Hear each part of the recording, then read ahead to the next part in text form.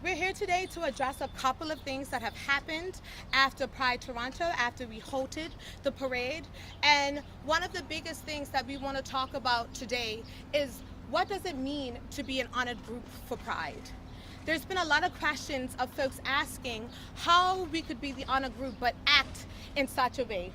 And the reality is the way that Pride handled Black Lives Matter Toronto, the way that Pride handles blackness, the way that Pride handles Black LGBT youth is abysmal. And when you start having conversations with the police, we are talking about how the presence of the police and the symbolic representation of the police and what that means to racialized communities who are queer, right? Most recently in the media, we have heard about Alton Sterling. We have heard about Philando and the deaths that have been happening to Black bodies over the past 24 hours. So the question is, how is it that we're still asking questions how the police are threatening our communities? We're seeing it live in real time. Also, the fact that Matthew has gone back and forth of his solidarity with us shows that Black Lives Matter and that Black LGBT community does not have a place in Pride Toronto. He has actively made sure to push us out by flip-flopping on his stance of solidarity with us. Perfect. And then up next, we're going to have Renata Walcott, who is a long-standing member of our community, respected member of our community, to give some words as well. Okay, I'm going to speak in my capacity, both personal and as a member of the Anti-Black Racism Network. I want to say a couple of things. First, I want to say that it's pretty absurd that yet again, young Black people and Black people are holding a press conference to talk about our rights to shape the polity of the city of Toronto. We're not asking for anything, we're taking what we have helped to produce and to make this city. So I want to make that really clear. Secondly, I want to make really clear that the issues that Black Lives Matter Toronto have raised and the demands that they have made have a long history within Pride. They have a long history within Pride among white queers who have asked for the demilitarization of Pride. They have a long history among Black queers like myself who stopped going to Pride well over 5 years ago when the debate around choir happened. Pride is political. It always has been and it will continue to be. And there's no Pride that can be legitimately represent queer people if questions of Black lives, Black oppression are not central to it, if the question of Palestinian liberation is not central to it, if the question for Indigenous justice and decolonization is not central to it, if trans people, living with disabilities, sex workers are not central to it, there's no pride in Pride then. And we want to make that extremely clear. So the demands that BLM has put on the table are legitimate demands that belong right inside the Pride organization. I want to say two other things. I want to echo my colleagues here and say that Matthew Charlatoy's backtracking on his commitment to those demands recalls the moment of Tracy Sandilands, and it recalls the moment of choir. And I want to send a strong message to the Pride organization that they are headed right into the same kind of debacle that they had a few years back, because we will not stand down on these demands. They must be clear that we will not stand down on their demands. The police have no place in Pride on floats when they are harassing Black youth day in and day out in this gay village, when they even harass people at the Pride itself. They have no business in Pride. That is not to say that LGBT police officers can't march, but we do not need a militarized Pride. And there are many, many people in our community who have made that very, very, very clear. And when you place our Black youth at the edge of Pride, at the edge, where there's no security, where rights and security had to come and protect them, we see what you're doing. We see your disregard for Black life, and we will no longer stand for that. Black people helped to make this city, and we are demanding of this city what we have put into it. Thank you. Woo! Yes. Up next, we still are unable to patch in our colleague Cyrus, so we're going to have Janaea Khan give a little perspective from BQI and Blackness Yes. Blackness Yes has been a part of Pride Toronto for 18 years. That's 18 years of service, 18 years of dedication, 18 years of infrastructure, 18 years that Pride Toronto has consistently undermined, delegitimized, and erased. Years ago, their stage was moved to this location. It was dangerous at the time. Their budgets have been slashed in half. They have one of the biggest stages with one of the biggest draws. More than that, they are one of the only spaces within Pride Toronto throughout the entire week that is dedicated to Black and brown bodies, that celebrates our culture, that celebrates our history, and celebrates the history that is pride, that is resilience, that looks like Black and brown trans people stepping up and challenging the system. In 1981, we had a riot here that was as a direct result of police brutality, and that is the birth of pride in this city. That is following in the tradition of 1969 in Stonewall. The police have consistently targeted our communities, have consistently brutalized us, have historically erased us. There's still been no apology for the Pussy Palace raids in 2000. There has still been no apology as recently as last year when Tavis attacked and attempted to destroy sex working and trans communities. What does it mean if in Pride I am criminalized within it as a queer Black person and I am criminalized when I leave it? What does it mean then? So before you start asking questions about the role of police, perhaps we should start asking questions about the role of Black people and the active inclusion of Black people who have been a part of Pride historically and will be moving forward. Will it take 20 years or 10 years or 15 years before we recognize that we are an integral part of this? We founded this movement to represent some of the most marginalized communities, and we will continue to do that. Lastly, many of you will know my face because I did the media circuit on Monday, and there are a number of things that we want to address within that. Specifically, I want to address Mayor Tory's response letter yesterday. I want to make it very clear to Mayor Tory that he has no place in this discussion and he needs to stay in his lane. I want to make it very clear to Mayor Tory that we are not interested in politicking back and forth with him. We are not interested in going back and forth with him as we've done this year. We are not interested in his sound bites. We are not interested in his vapid interest in this community. We want to make it very clear to Mayor Tory. Want to make it very clear to Mayor Tory that this is an issue between the LGBT community. This is an issue between the LGBT community, the Black community, and Pride Toronto, and the community at large. This is a conversation that has existed before he took office and will continue after he takes office. And this is a conversation that warrants real community investment, that warrants real discussion, that warrants real hurtful, painful, sad revelations, and that politicking and his interventions have no place in that. Having said that, we also want to acknowledge that there are a lot of discourses that are missing. It's been 3 days of doing media nonstop, answering questions, having conversations with you all, and yet there's no one who's talking about Samaya Dalmore. No one's asking questions about the Black lives that are lost and why we're talking about police violence. No one has asked us to talk to BQI or Blackness, yes, or to get an actual understanding of what it's like to be a Black queer youth in this city.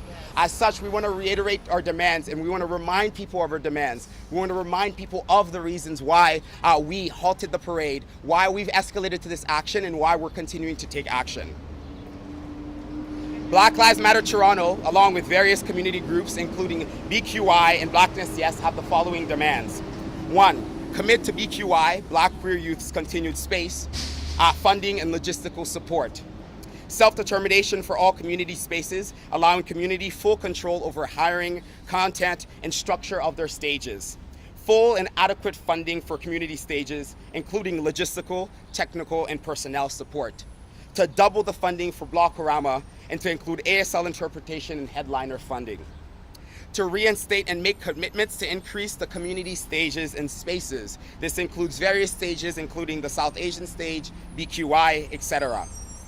A commitment to increase representation amongst Pride Toronto staffing and hiring, prioritizing Black trans women, Black queer people, Indigenous folk, and other people from vulnerable communities.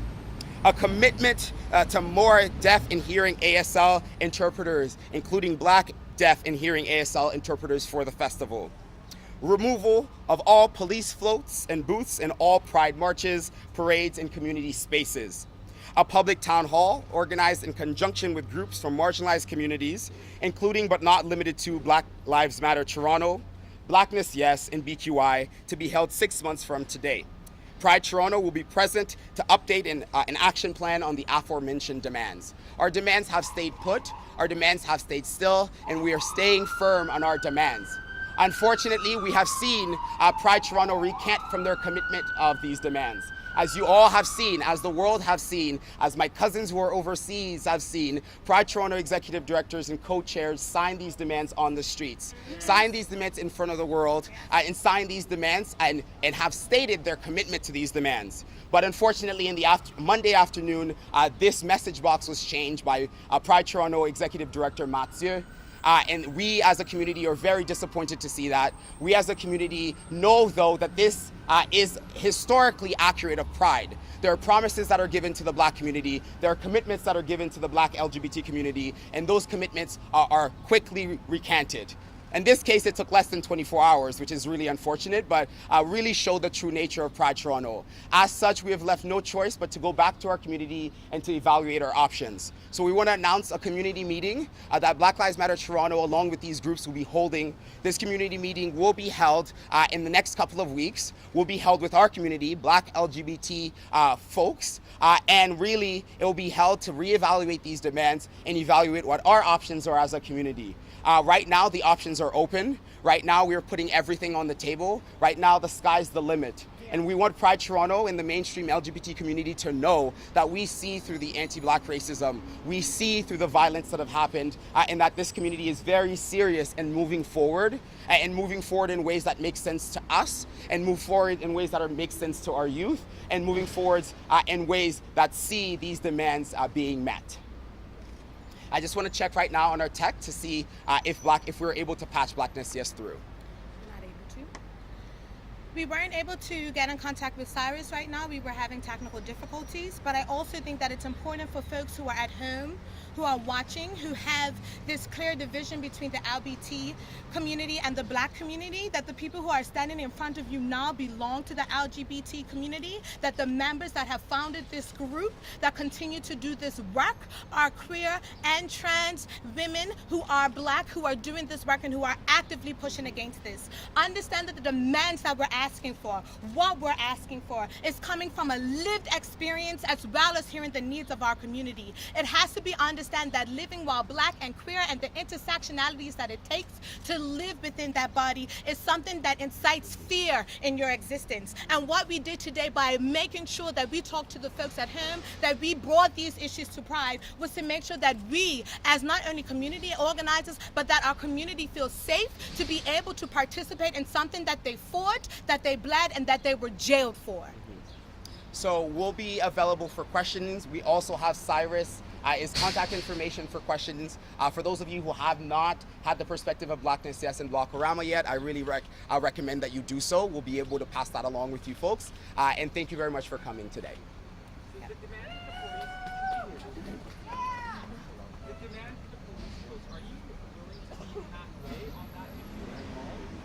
The community has been meeting halfway for a lot of times on a lot of these demands. I think it's important to realize. And that for us, these demands were accepted. And these demands were accepted as full. So we're going to hold Pride accountable. We're going to hold Pride Toronto accountable for the acceptance of those demands in full. And understanding the symbolization of a police float. What does that mean for that triggering image to be a part of your Pride? Like I said before, within the last 24 hours, we've seen 2 Black bodies shot in cold blood by police. What does that mean when you are trying to be a part of Pride, when you have a symbolic representation of your oppression, of your violence? We are asking for the removal of that triggering symbolism in order for all marginalized communities to be safe at Pride. So that's, you're non-moving on that. There's no way you'll budge on that demand? So those demands have actually come from community. So until we hear from community that community is willing to compromise their safety and their identity in their bodies, until we hear that, we're going to stay firm on the demand. Why is it that if this has been such a huge issue for so long in terms of your community and in terms of effectively you're saying being ignored by Pride, why is it that it's taken until now for this to become so central? Why haven't there been discussions 5 years, 10 years ago? There have been discussions for a very long time. Actually, that question is entirely unfounded. It's been, the question that you just asked is entirely unfounded. It has been a part of debates within the Pride organization for more than 5 years.